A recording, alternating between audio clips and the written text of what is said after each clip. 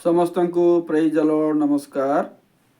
आज आम गोटे पुस्तक आलोचना करवा उपवासर विषय नहीं जहनंकर शिष्य माने एवं जीशुंकर शिष्य मानक मध्य कथबार्ता अल्प समय प्रार्थना करवा। धन्यवाद प्रभु सुंदर अवकाश देल आ जो विषय शिखबू बुझा निमंते साहाय्य कर बुद्धि ज्ञान दे कढ़े नियो प्रार्थना जीशुंक नाम रे मागिलु आमेन।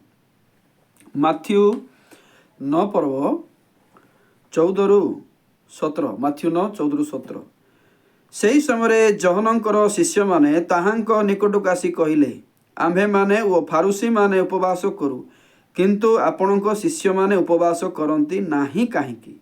जीशु सेमानकु कहिले बर जे पर्यंत बरजात्री मानक सहित थांती से पर्यंत से माने किशोक करि पारंती किंतु समय आसीबो जेतेबेले सेमानक ठारू बरकु काढ़ी निया जीवो आउ सेतेबेले सेमाने उपवास करिवे। केही नुआ लुगार ताली पुणा लुगारे पकाए नाही कारण ताहा ताली से तालीरु बेसी छिंडाई निए एवं आहुरी अधिक बड़ चिरा हुए। आउ लोके नुआ द्राक्षारस पुणा कुंफारे रखती नहीं रखिले कुंफा फाटी जाए ओ द्राक्षारस पड़ी जाए आउ कुंफा सबू नष्ट हुए किंतु लोके नुआ द्राक्षारस नुआ कुंफारे रखती पुणी उभय रक्षा पाए। एठारे चिंता करंतु आमे समस्ते जानिचु प्रकृत रे उपवास होउची ईश्वरंकर स्वीकृत गोटे विषय। एइटे किए कथबार्ता करती एइटे जहनंकर शिष्य माने एवं जीशुंकर शिष्य माने कथबार्ता करती। तो जहनंकर शिष्य माने उपवास करुछंती आ जीशुंकर शिष्य माने उपवास करूनांती। तेणु जहनंकर शिष्य मानकु गोटे अड़ुआ लागिला अरे से माने भी तो बाइबल जानिछंती आमे भी जानिछु तो गोटे प्रकार लोक माने किंतु से माने कोन पय उपवास करिवे नाही एहा से मानकु व्यतिव्यस्त कला जहनंकर शिष्य मानकु। आ जहन जेतु आगुर आसीथिले जहनंकर शिष्य माने अछंती परवर्ती जीशु भी आछंती और जीशुंकर शिष्य माने भी अछंती दी प्रकार दल जहनंकर शिष्य जीशुंकर शिष्य। किंतु आपण माने लक्ष्य करंतु ए दीटा दलर नेता अलगा विश्वास अलगा अलगा देखा जाउची। तो जहनंकर शिष्य माने उपवास करवाटा भल बोली जानती ताहा मध्य भूल नुहे कहीं बाइबल रे लिखा है। जदि आपण माने देखिबे उपवास प्रकृत रे बाइबल रे केते जगार अच्छी मुझे देखई देवी बेसी नहीं जयल पुस्तक 2:12 जयल 2:12 तथापि सदाप्रभु कहती एबे हैं तुम्भे माने उपवास रोदन और विलाप करी आपणा मानकर सर्वांतकण सहित आंभ निकट को फेरी आस। तो एठारे कौन लिखा गला जे प्रभु कहउछंती जे तुमे उपवास करिकी कांदिकी मन निकटक आस।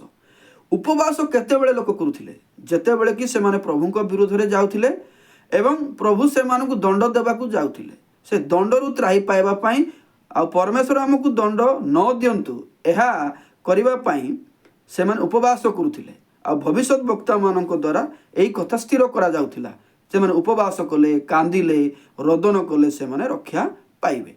तेणु एटा किए कहूची प्रभु कहउछंती तुम उपवास करिकी रोदन करिकी विलाप करिकी दुख करिकी आसिले मु दंड देबी नहीं। तेणु उपवास गोटे समय जे प्रभु जो राग करिछंती से दंड देबा पई ताहा से चेंज करंती। आ गोटे आम रेफरेंस देबा जुनुस 3:5 पद तहिरे निनिवेर लोक माने परमेश्वरंक ठारे विश्वास कले ओ उपवास घोषणा करी बड़ ठारू सान पर्यंत समस्ते समस्ते चट वस्त्र पिंधिले। उपवास घोषणा कले छोट बड़ समस्ते चट वस्त्र पिंधिले भस्मरे बसिले। तो उपवास कर लेखाई उपवास करिछंती आ उपवास करिबा द्वारा जुनुसंकर प्रचार द्वारा निनि मध्य रक्षा पाइछि।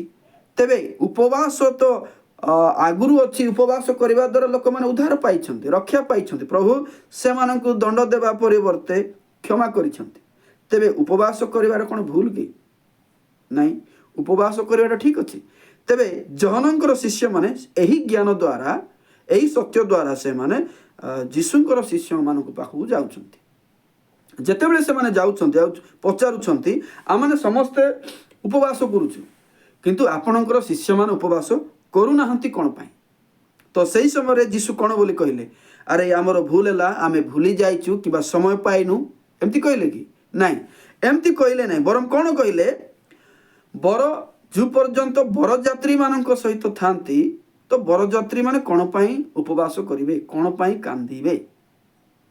ଦିନ ଆସୁଛି ବରକୁ କାଢ଼ି ନିଆଯିବ, ତ ସେତେବେଳେ ସେମାନେ ପ୍ରକୃତରେ କାନ୍ଦିବେ। ଦେଖନ୍ତୁ ଯୀଶୁଙ୍କର ଉତ୍ତର କେମିତି ଥିଲା? ଜହନଙ୍କର ଶିଷ୍ୟମାନେ ଯେତେବେଳେ ଗଲେ ସେମାନେ ଭାବିଥିବେ ଏମାନଙ୍କୁ ଆମେ ଠିକ୍ କରିବା, ଏମାନେ ଭୁଲରେ ଅଛନ୍ତି, ଆମେ ଠିକ୍ କରିକି ପଳେଇ ଆସିବା। କିନ୍ତୁ ଯୀଶୁଙ୍କର ଉତ୍ତର ଦେଖି ସେମାନେ ଆଶ୍ଚର୍ଯ୍ୟ ହେଇଥିବେ। କେମିତି? ବର ଯଦି ବରଯାତ୍ରୀମାନଙ୍କ ସହିତ ଅଛନ୍ତି, ତେବେ ବରଯାତ୍ରୀମାନେ କ'ଣ ପାଇଁ ଦୁଃଖିତ ହେବେ? ତ ଏଠାରେ ବର କିଏ? ଯୀଶୁ। ତ ବରଯାତ୍ରୀମାନେ କିଏ? ଇସ୍ରାଏଲ ଲୋକମାନେ। ତ ବର ସ୍ୱୟଂ ମୁଁ ଅଛି, ସେମାନଙ୍କ ସାଙ୍ଗରେ ଅଛି।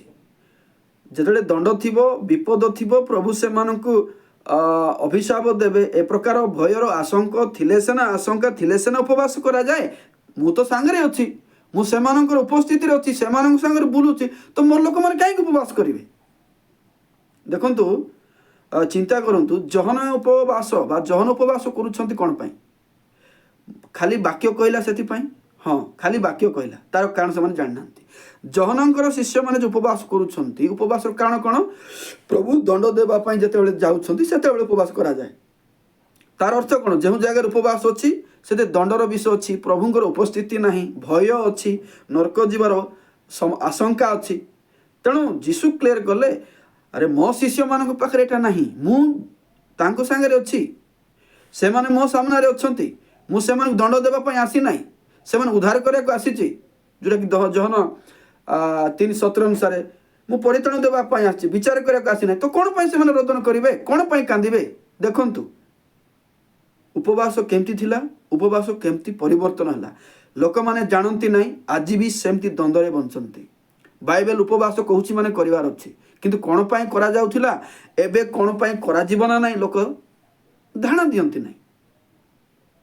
ତାପରେ ଆଉ ଯୀଶୁ କ'ଣ ବୋଲି କହିଲେ? କେହି ନୂଆ ଲୁଗାର ତାଳି ପୁରୁଣା ଲୁଗାରେ ପକାଏ ନାହିଁ, ନୂଆ ଲୁଗାର ତାଳି ପୁରୁଣା ଲୁଗାରେ ପକାଏ ନାହିଁ। ପକାଇଲେ କ'ଣ ହେବ? ସେହି ତାଳି ବେଶୀ ଛିଣ୍ଡାଇ ନେବ, ଚିରିଯିବ। ମନେକର ଜଣେ ଲୋକ ଭାବିଲା ମୋର ଚିରା ହେଇଛି ଲୁଗା, ପୁରୁଣା ଲୁଗାକୁ ନୂଆ ଲୁଗାକୁ ସିଲେଇ ଦେବି।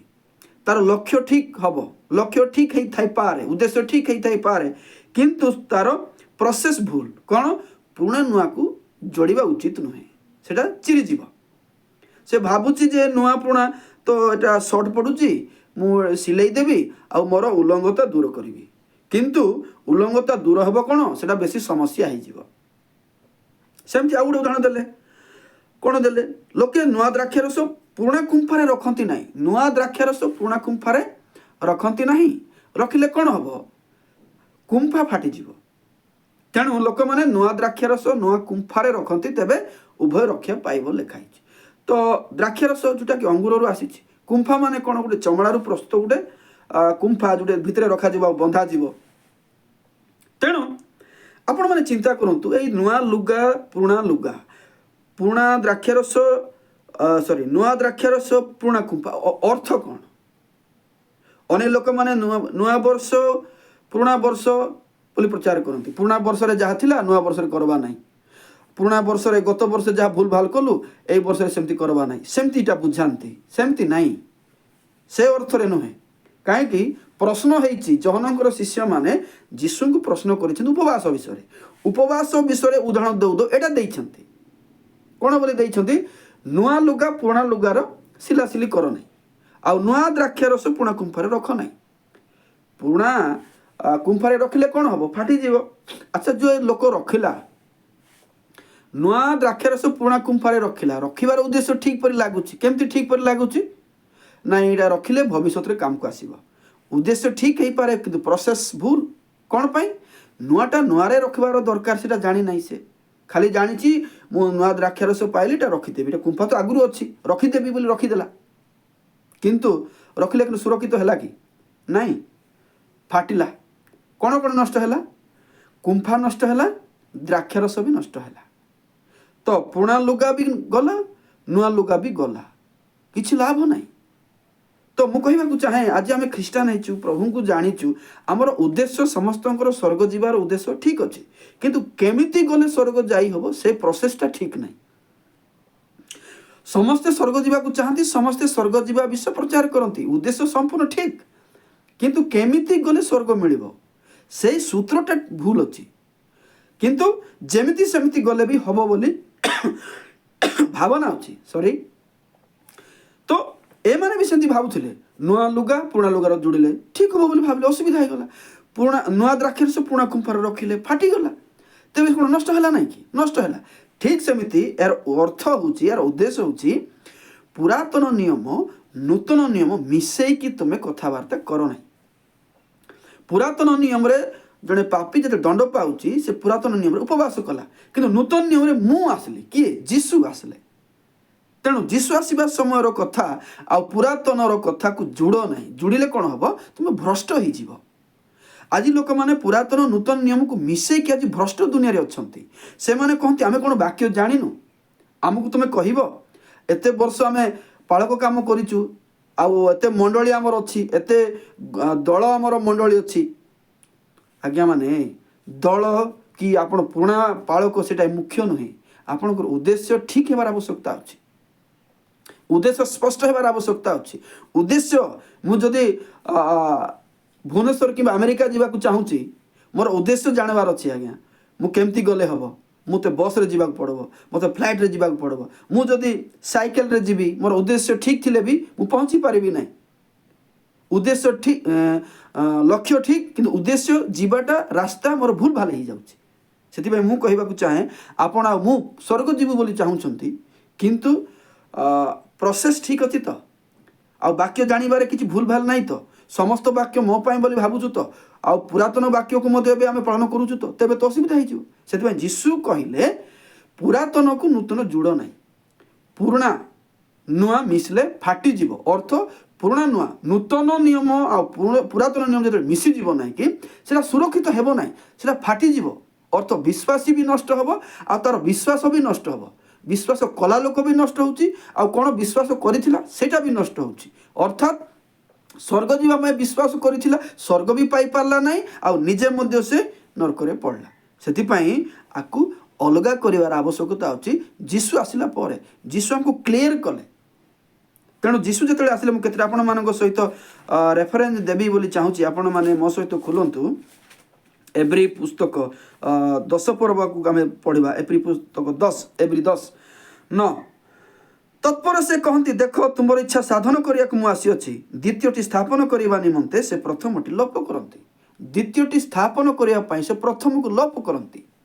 बाइबल रे प्रथम नियम हूँ पुरातन नियम द्वितीय नियम हूँ नूतन नियम तेणु प्रथम को लोप करने से द्वितीयटी स्थापन करती लिखाई तेणु द्वितीयटी स्थापन होबार आवश्यकता अच्छी जदि द्वितीयटी स्थापन हम प्रथमटी रहिबो कि ना लोप हेबो लिखाई आपण मैंने देखंतु प्रथमटी लोप हेबो लिखाई तेणु प्रथम लोप हेबार आवश्यक अच्छी तेबे द्वितीयटी स्थापन हम जीशु आछंती तेणु द्वितीय नियम बा नूतन नियम रे ए प्रकार नुहे तो बाइबल रे बेसी गुडा जिनस बहुत प्रांजल रे लिखाई आमे समर अभाव तुम सब दे पारु नहीं दी तीन मो रेफरेन्स देउची आपण मानकु आमे देखिबा 8 एवरी 8 पर्व 7 पद कारण प्रथम नियम जदि दोष रहित होइथांता तेबे द्वितीय नियमर कथा उठी न थांता प्रथम नियम जदि दोष रहित होइथांता तेबे द्वितीय नियमर कथा उठी न थांता अथ प्रथम नियम ठीक थिले द्वितीय नियम आसी न थांता तो प्रथम नियम रे किछि गुटे समस्या हेलारु लोक व्यवस्था द्वारा धार्मिकता प्राप्त हेई न पारिबारु द्वितीय नियम अणा गला जीशु आनिले तो द्वितीय नियम कोन वर्तमान नूतन नियम बोली कहूछु 8 जेणु से सेथिरो दोष प्रकाश करी कहंती कुथिरो दोष प्रकाश करंती प्रथम नियमर बा पुरातन नियमर दोष प्रकाश करी कहंती देख समय आसुअछि जेतेबेले आम्भे इस्राएल वंश और जिहुदा वंश सहित गोटे नूतन नियम स्थापन करिबा एपरे समय आसुअछि जेरेमिया 31:31 एवरी 8:8 तेणु नूतन नियम पुरातन नियम सहित जोड़ाटा बड़ भयंकर विपद सबु वाक्य आम कही कही आम केड़े बड़ भूल करूँ आम जानी पारनु आम वाक्य को ଭୁଲ ବୋଲି କହିବା ନାହିଁ, ବାକ୍ୟ କେଉଁ ସମୟରେ କେତେବେଳେ କେମିତି ଥିଲା ତାକୁ ବୁଝିବାର ଆବଶ୍ୟକତା ଅଛି। ପୁନର୍ବାର ସେ 8:13 ପଢ଼ନ୍ତୁ ଏବ୍ରି। ସେ ନୂତନ ନିୟମ ବୋଲି କହିବା ଦ୍ୱାରା ପ୍ରଥମକୁ ପୁରାତନ କରିଅଛନ୍ତି, ଆଉ ଯାହା ପୁରାତନ ଓ ଜୀର୍ଣ୍ଣ ଯାଉଅଛି ତାହାର ଅନ୍ତରିତ ହେବାର ସମୟ ସନ୍ନିକଟ। ସେ ନୂତନ ନିୟମ ବୋଲି କହିବା ଦ୍ୱାରା ସେ ପ୍ରଥମକୁ ପୁରାତନ କଲେ ଲେଖାଇଛି। ନୂତନ ନିୟମ ବୋଲି କହିବା ଦ୍ୱାରା ସେ ପ୍ରଥମକୁ ପୁରାତନ କଲେ ଲେଖାଇଛି। ଆଉ ପୁରାତନର ଅନ୍ତରିତ ହେବାର ସମୟ ସନ୍ନିକଟ, ଶେଷ ହେବାର ସମୟ ସନ୍ନିକଟ ବୋଲି ଲେଖା ହେଲା। ସେଥିପାଇଁ ପ୍ରଭୁ ଆମକୁ ସ୍ପଷ୍ଟ କରିବାକୁ ଚାହାନ୍ତି, ନୂତନ ନିୟମରେ ପୁରାତନ ନିୟମ ଯୋଡ଼ିଲେ ବିଶ୍ୱାସୀ କେବେ ସ୍ଥିର ହେବ ନାହିଁ, ସେ ଭ୍ରଷ୍ଟ ହେଇଯିବ, ସେ ନଷ୍ଟ ହେଇଯିବ। ଏଇଟା ମୁଁ କହୁନି, ଏଇଟା ବାକ୍ୟ କହୁଛି। ଆପଣମାନଙ୍କୁ ଯଦି କୌଣସି ଦ୍ୱନ୍ଦ୍ୱ ଲାଗୁଛି, ଭୁଲ ଲାଗୁଛି, ଆପଣମାନେ ମୋତେ ପ୍ରଶ୍ନ କରିପାରନ୍ତି, ଆପଣମାନେ ମୋତେ ଆନ୍ସର ମାଗିପାରନ୍ତି, କିନ୍ତୁ ବାଇବେଲରେ ଏଇଟା ହେଉଛି ସତ। ଆଉ ଆମେ ସତ୍ୟ ଯେତେବେଳେ ଜାଣିବା, ବାକ୍ୟ ଯେଉଁଟାକି ଜହନ 8:32 କହୁଛି, ତୁମେ ସତ୍ୟ ଜାଣିବ, ସେ ସତ୍ୟ ତୁମକୁ ମୁକ୍ତ କରିବ। ତେଣୁ ମୁଁ ଆଜି ଆଶା କରୁଛି ପୁରୁଣା ଲୁଗା, ନୂଆ ଲୁଗା, ନୂଆ ଦ୍ରାକ୍ଷାରସ, ପୁରୁଣା ଦ୍ରାକ୍ଷାରସ, ଉପବାସ, ଜହନଙ୍କର ଶିଷ୍ୟମାନେ, ଯୀଶୁଙ୍କର ଶିଷ୍ୟମାନେ ସବୁ ଷ୍ଟୋରି ଆପଣମାନେ ବୁଝିଲେ। ତେଣୁ ବର୍ତ୍ତମାନ ଅନୁଗ୍ରହ ସମୟରେ ଅଲଗା ଅଛି, କିନ୍ତୁ ଇସ୍ରାଏଲ ଲୋକମାନଙ୍କ ପାଇଁ ଯେତେବେଳେ ନୂତନ ନିୟମ ଏହି ପ୍ରକାର ଅଟେ। ମୁଁ ଆଶା କରୁଛି ଆପଣମାନେ ଆଜିର ଶିକ୍ଷାରେ ବହୁତ ମୂଲ୍ୟବାନ ବିଷୟ ପାଇଥିବେ। ଯଦି କୌଣସି ଭାଇ ଭଉଣୀମାନେ ବୁଝିପାରନ୍ତି ନାହିଁ ଆଉ ସମ୍ପୂର୍ଣ୍ଣ କ୍ଲିଅର ହେବା ପାଇଁ ଚାହିଁଲେ ମୋତେ ଆପଣମାନେ କମେଣ୍ଟ କରନ୍ତୁ, ଆଉ ମୋବାଇଲ ନମ୍ବର ମଧ୍ୟ ଦିଅନ୍ତୁ। ମୁଁ ଆପଣମାନଙ୍କ ସହିତ କଥାବାର୍ତ୍ତା କରିକି ଉତ୍ତର ଦେବାକୁ ଚେଷ୍ଟା କରିବି। ଆସନ୍ତୁ ପ୍ରାର୍ଥନା କରି ଶେଷ କରିବା। ଧନ୍ୟବାଦ ପ୍ରଭୁ, ସୁନ୍ଦର ସମୟରେ ସୁନ୍ଦର ବାକ୍ୟ ଦେଲ। ପ୍ରକୃତରେ ନୂତନ ନିୟମ ପୁରାତନ ନିୟମ କେତେ ଫରକ ଆମେ ଜାଣିପାରୁନୁ। ବେଳେବେଳେ ଆମେ ମିଶାମିଶି କରି ଜୀବନଯାପନ କରୁ, ତ ଏଇଟା ଯେ ଆମ ପାଇଁ ବେଶୀ ବିପଦ, ତାହା ଆମେ ଆଜି ଶିଖିଲୁ। ପ୍ରଭୁ ସୁନ୍ଦର ଚେତନା ଦେଇଥିବାର ଧନ୍ୟବାଦ ଦେଇ ପ୍ରାର୍ଥନା ଯୀଶୁଙ୍କ ନାମରେ ମାଗିଲୁ, ଆମେନ୍। ସମସ୍ତଙ୍କୁ ପ୍ରେଜ୍ ଦ ଲର୍ଡ। ନମସ୍କାର।